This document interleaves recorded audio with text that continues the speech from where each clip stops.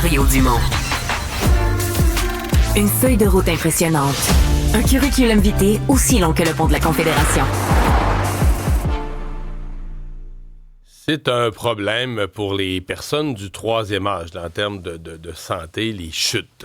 Quand on dit c'est un problème souvent qui en entraîne d'autres. D'une chute vient une perte d'autonomie. Dans certains cas, les fameuses fractures de la hanche, dans certains cas, on s'en remet essentiellement pas.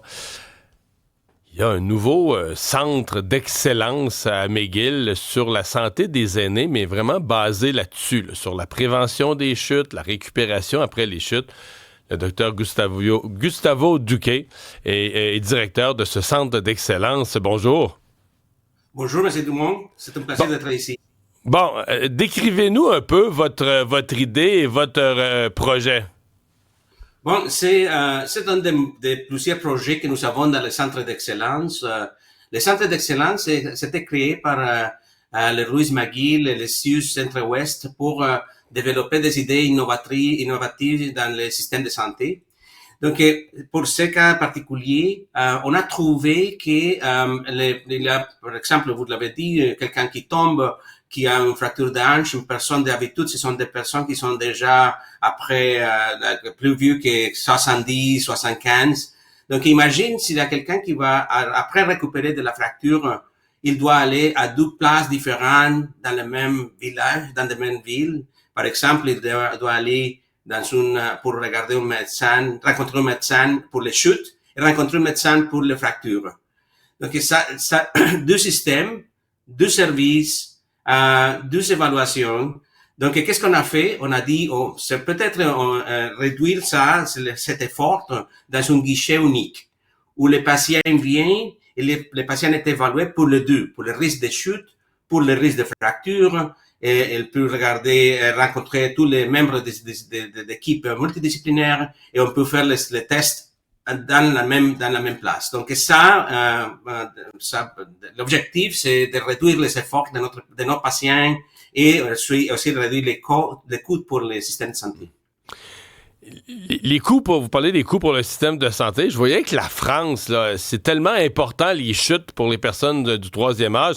La France a même une politique officielle au ministère de la Santé de prévention des chutes, là. Autant pour les personnes qui sont hébergées dans des centres là, que pour les personnes à domicile. On a toute une série de mesures, de petits équipements qu'on fournit, mais de toutes les manières possibles, on essaie d'éviter les chutes, de prévenir les chutes. Est-ce que c'est peut-être pas quelque chose, les gens plus jeunes, c'est peut-être quelque chose auquel on pense pas, mais là-bas, on a jugé que les chutes coûtent tellement cher au système, les chutes coûtent tellement de qualité de vie aux personnes que ça vaut la peine de se donner une politique de prévention. Oh, c'est sûr. Une chute sans fracture, sans trauma, peut coûter le système, une chute, $850. Avec la fracture, ça peut coûter $40,000 en total. Donc, mais pour le système de prévention ici, on n'a pas développé un système complet. Il y a beaucoup de recommandations qu'on a développées, mais le problème, ça arrive de système de communication entre les médecins et les patients. D'habitude, et c'est un message pour votre audience, l'habitude, c'est que les personnes âgées pensent que les chutes, c'est normal. Que d'avoir une chute, ça fait partie de vieillissement. Mais on sait que les premiers accidents, les premières chutes, c'est le premier annoncement qu'il y a qu'il y a quelque chose qui va arriver plus tard. Donc, après la première chute, il faut s'activer tous les systèmes de prévention. Donc, on travaille beaucoup avec les médecins de famille, avec les gériatres, avec les autres spécialistes pour développer, faire l'implémentation similaire qu'est-ce qu'on fait en France, mais c'est pas si développé. Par exemple, le système où j'ai développé la clinique de chute et fracture avant, c'était l'Australie. L'Australie est très bien établi, le système de prévention de chute. Donc, je pense on a encore beaucoup de travail pour faire ici au Québec. Ouais. Évidemment, vous qui vous intéressez aux personnes âgées et à leur chute, des journées comme aujourd'hui, verglas, glace, qu'est-ce qu'on dit parce que là, Je veux dire, les gens, parfois, ils ont un rendez-vous médical. Ils vont dire, j'ai pas le choix de sortir. Il faut que j'aille à la pharmacie chercher mes médicaments. J'ai pas le choix de sortir. Ce sont des journées très à risque là, quand on a la glace au sol. Oh, c'est sûr. Mais je pense que si la personne peut attendre, c'est mieux attendre. C'est pas la journée pour sortir à la rue, spécialement si la personne a déjà eu des chutes.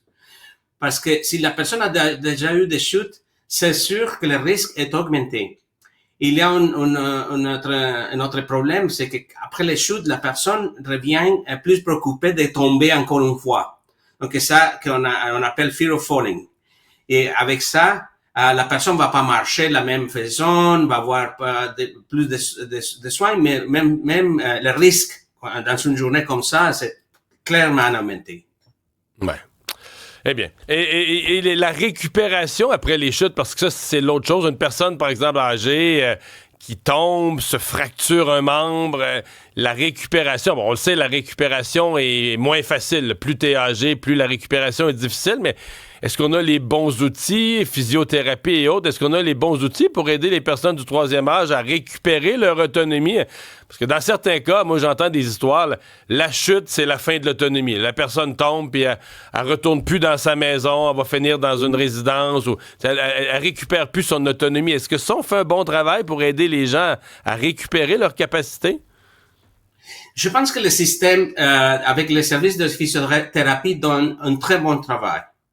Mais le bon travail, c'est pendant les patients et dans l'hôpital, dans les hôpitaux ou dans les services de physiothérapie, les hôpitaux spécialisés en physiothérapie.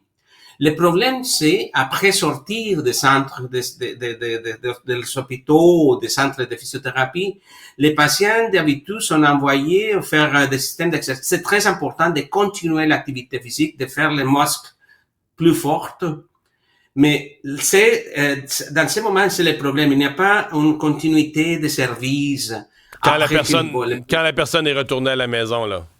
Exactement. On peut continuer avec, par exemple, des programmes d'exercice. C'est un programme très spécialisé, des programmes d'exercice supervisés. Et c'est autre projet que nous avons dans le centre d'excellence, c'est de développer des gyms spécialisés pour les personnes âgées.